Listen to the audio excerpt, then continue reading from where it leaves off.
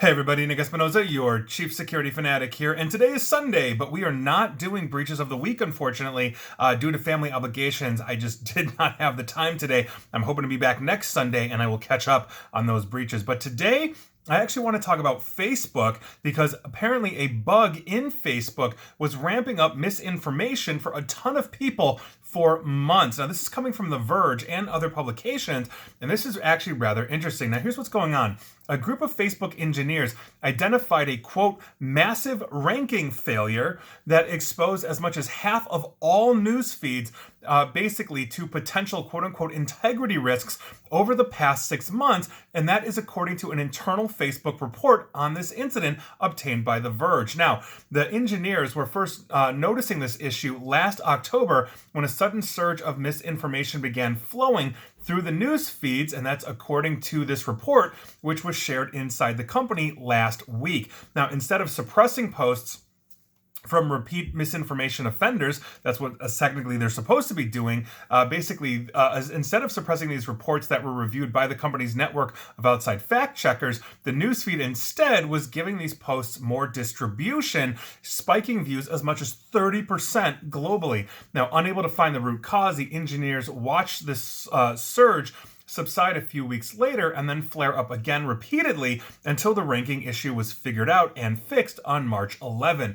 Now, in addition to posts that were basically flagged by fact checkers, the internal investigation found that during this bug period, Facebook systems failed to properly demote probable nudity, violence, and even Russian state media, which Facebook recently pledged to stop recommending in response, obviously, to Russia's invasion of Ukraine. Basically meaning they were ramping up Facebook misinformation, and this bug was spewing it out everywhere. That is not helping a politically divided country. Now, this issue was internally designated as a Level 1 SEV, or site event. That's a label that's reserved for high priority technical crisis like Russia's ongoing blockade of Facebook and Instagram. Now, a Meta, aka Facebook spokesperson Joe Osborne, confirmed this incident in a statement to The Verge, saying that the company had, quote, detected inconsistencies in downranking on 5 separate occasions, which correlated with small temporary increases to internal metrics.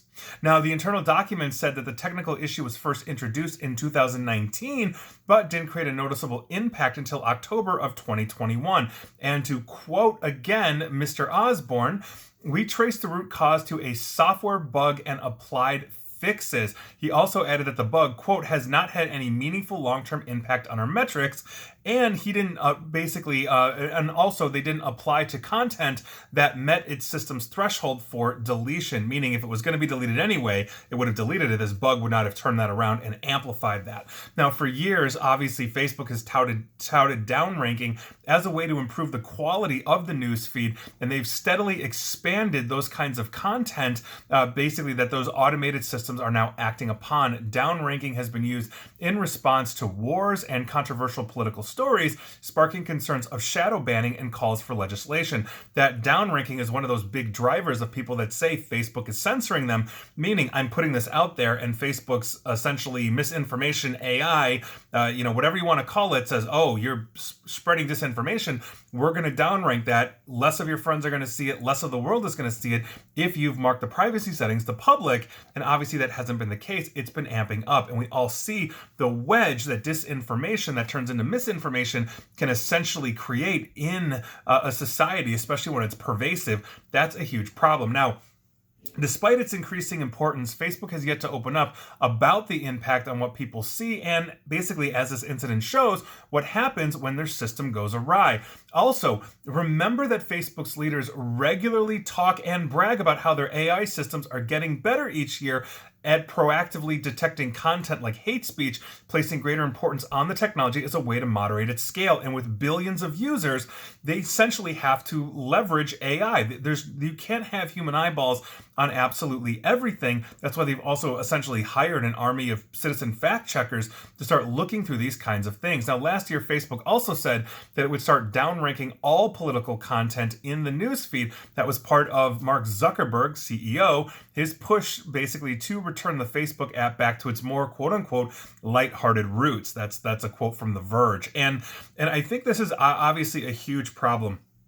Facebook has consistently shown essentially what they do with this kind of information. Their AI, we know thanks to whistleblower Frances Haugen, that their AI was basically looking at this harmful, potentially malicious, divisive content and dropping a supercharger into it all left and right. They had to come out and basically say, yeah, no, we're downranking this, we're not going to do this, but obviously that didn't stop. And now we've got a bug that apparently was just taking that information and amplifying it, and you heard the list. Politically divisive stuff, nudity, violence, all these kinds of things.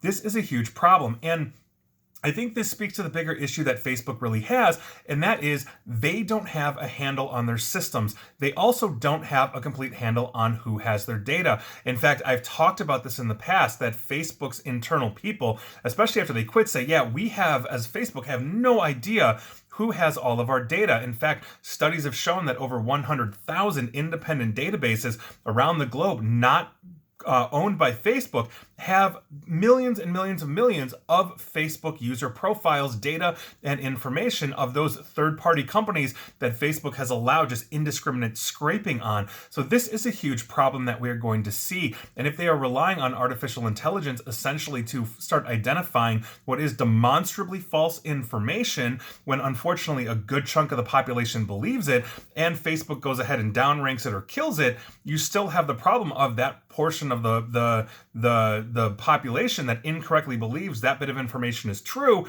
and amplifies it, and now they believe they're censored. This is a complete and utter mess, and Facebook is not really doing what they need to be doing here about this. And quite frankly, I'm not sure what they can do at this point, short of straight up censoring or vastly in honing their AI. But the problem is they won't let third-party auditors in to essentially see any of this, even with NDA. So this is a huge problem. It's not going away. Facebook, I think, is going to find more bugs in the system. We're going to have more problems with politically divisive content. And it's to the point where if you look at not quite a competitor, but in the same space, Twitter, Jack Dorsey, the founder of Twitter, recently came out and said that, he takes part of the responsibility for centralizing, all of this social media, all of the internet into these few large tech companies, because obviously Twitter is a major player, just like Facebook.